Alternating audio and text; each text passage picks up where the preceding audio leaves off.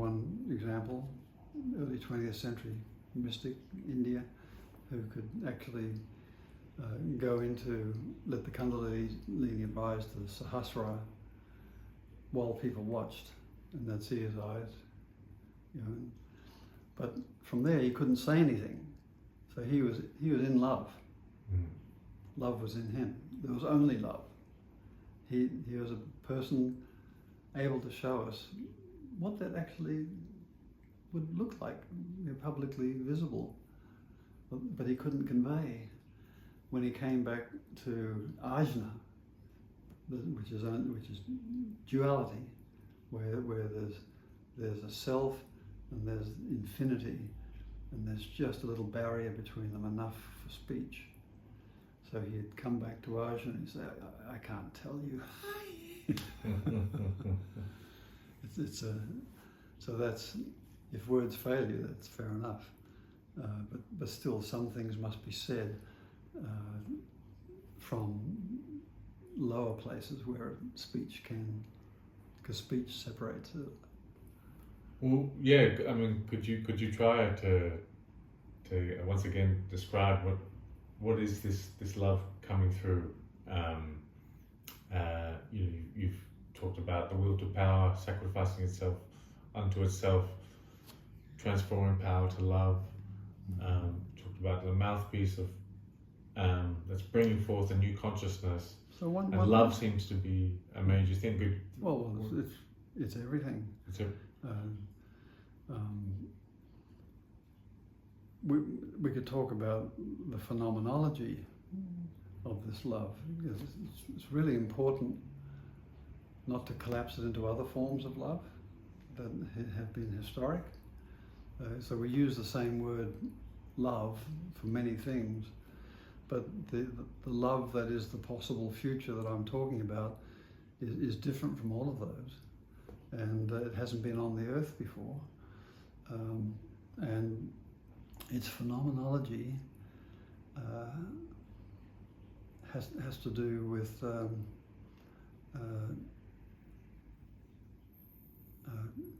being completely in submission to and in obedience to oneself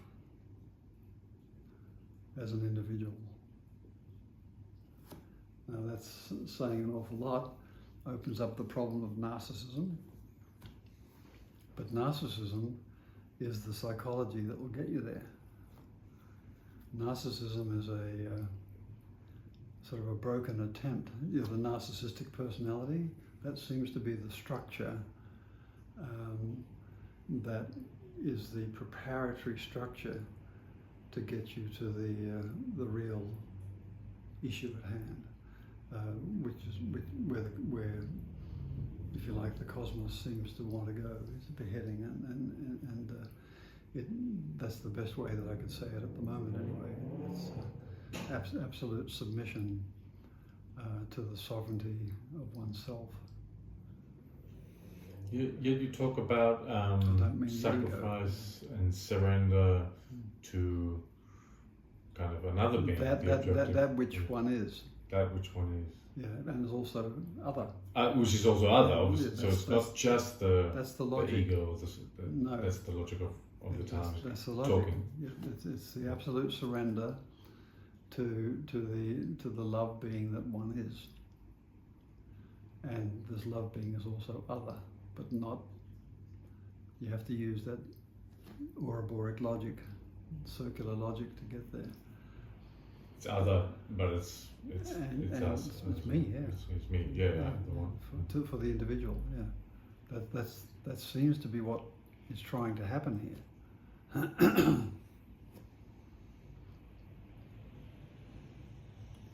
And narcissism is a psychological neurosis that comes about when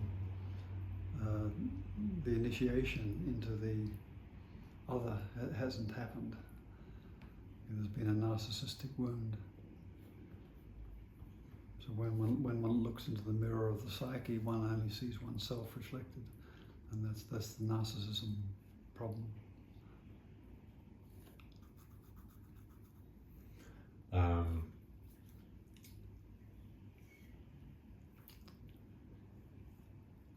a few directions. I'll stay on the narcissism for now. Like, I guess the problems with some of these initiatory dreams can lead to inflation. In other words, narcissism. Yeah. All that risk. Yeah. Can't be avoided. Mhm. Yeah. And your advice would be to really sort of live whatever is being taught through these dreams, through these images. The psyche is the initiator, but you need help to develop vocabulary and language, the language of the psyche, because only that will do. So you can't import categories of understanding that waking life has, that destroys it. So that's our cultural problem. We need to have cultural practices where one can learn the language of the psyche and live it. And that's where you can discover these truths. These truths have to come forward in their own language. You can't do an external interpretation and hope to bring forth the wisdom, the love that's within. It doesn't happen that way. It gets shut out. Any external interpretation or category of understanding, it's more participatory. So when I had a person send me a dream today, and I wrote back my response, and she and her partner thanked me very much, and they said, "You seem to know so much, John. All I was doing was speaking the dream back to them. That's all I did." But people just don't see that. I used the imagery of the dream, the movement in the dream, and just gave it back to them. I was a mouthpiece for the dream. I didn't do a single external interpretation or psychological interpretation. I just spoke the dream back. But it's only then that they can hear the other, when it's spoken back to them. That's the mystery of narcissism. They hear the other through me, but I'm only the mouthpiece, so they're hearing themselves as other. That's where narcissism can take you there. So I just don't mirror the dream back to them. I just don't parrot it back. Then they just get what they already know. But I'm mirroring it and the depth that's implicit in it. That comes through the choice of words. And so they see that it's their dream, but also they're catching the implicit or the otherness in the dream. And that's where narcissism's trying to go. It's almost like a pure total narcissism, like of the whole being, not just the sort of the ego, the one that okay. Okay. Probably. Narcissism is kind of a bridge to the phenomenon, but it'll lead so many people astray because every second person is a narcissist, a malignant narcissist now, including Trump. So you just can't get anywhere with that language. But that's the phenomenon. To recognize the other within, who is also me, and that's the phenomenon of love. That, if you like, that's the cure of the narcissistic injury. That's the cure. They call it self-love. Psychology calls it self-love, but it's talking about something greater that's come into the human being and is seeking to address the human. As human, yet alien. I wonder if you allow me to talk about my own personal experience. I mean, as you know, I'm just absolutely soul shaken, in love with someone who's, so beautiful in so many ways, and it's almost like seeing the goddess, you know. And at the same time, a lot of dreams about the goddess and possibly the anima. And you've also mentioned, you're seeing your image in this person. Oh, sorry, you said, yeah. I wonder if you could talk about love in that context of seeing that in the other. But I'll show you my poem. It's been coming out today and yesterday after this, and it's sort of about this. It's like, I'm so in love with you, but I'm like, is it you? There's this thing inside of me that's going? But it's why not? Maybe it's both. Maybe there's no distinction. Why can't it be? And I wonder if this has something to do with. I'm coming back to this quote of many of us now believe we are interconnected, for example, but we don't perceive it. Right. We continue to treat one another as objects. Right. With the new structure of consciousness, we can perceive it as a direct experience. I wonder, I don't know, I'm sort of playing with the idea that... You experience it. Yeah. Every love experience is an overcoming of the opposites. There's no question. You're getting a brief glimpse into what I'm talking about, where the person attains this sovereignty over oneself that no one else does. You know, like I'm at your mercy, and do what thou will. You know. It's that power, that's a glimpse into that power of love, and love experiences. I mean, it was the Russian Sophiologist who I loved. What was his name? Soloviev,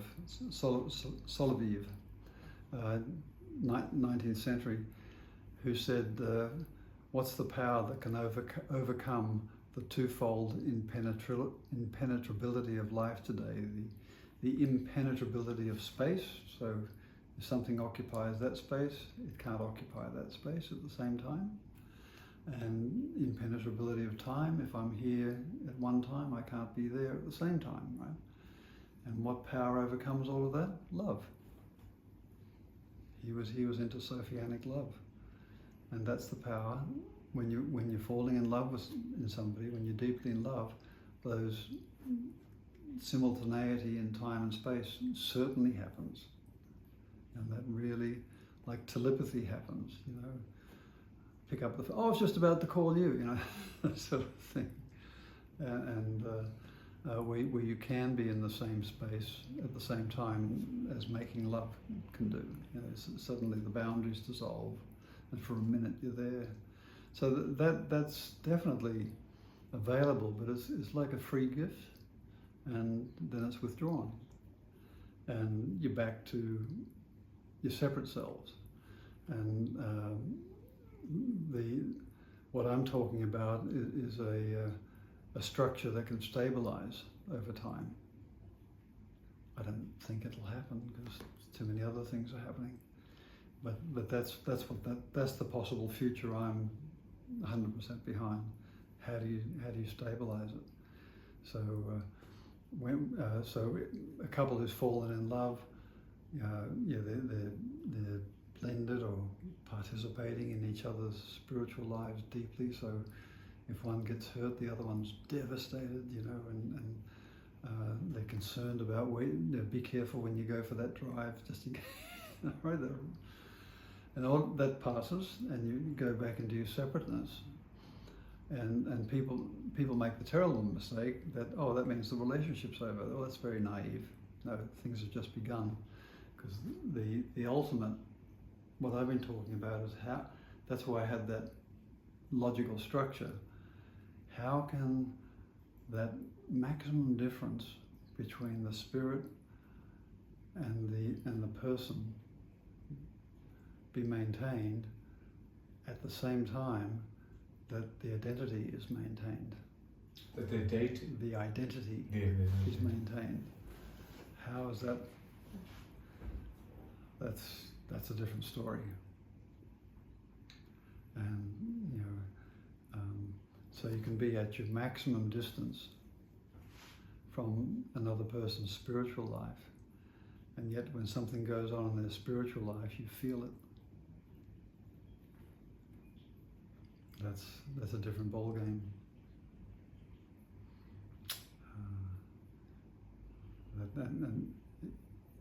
That needs to become a stable, logical structure within one's psyche, and that's a discipline.